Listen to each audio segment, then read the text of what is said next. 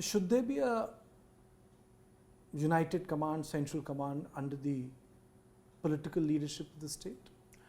It is not a question of should. That is a legally, administratively, it should be with the state government. I have flagged off these issues on 9 June in an interview with Karan Thapar. I have said this. We discussed in that. Then consistently all national media have been saying it. How come this has been taken it? Who is in charge of Manipur? I have been raising before anybody says this.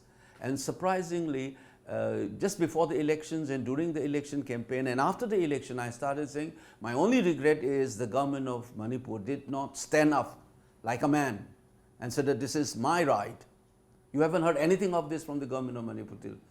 Remember that. Not a single word except for one of their MLA writing to the Home Ministry mentioned about transferring this to the state government only recently. But I have been saying this throughout. This is the erosion of federal structure. And some people say that I am defending BJP government. I am not defending. I am defending constitution. It is a constitutional mechanism. It's the federal structures.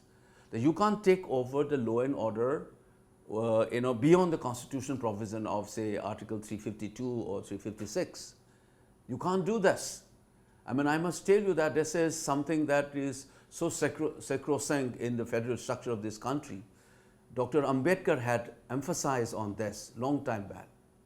You remember, he said the sovereign and plenary authority of the state cannot be eroded on these issues, whether the central can take over law and order from the state government beyond these two provisions of the constitutions.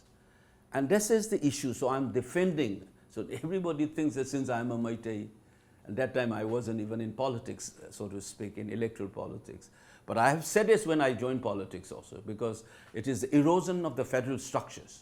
But the important thing to be marked here is this state government has not even uttered a single word to date.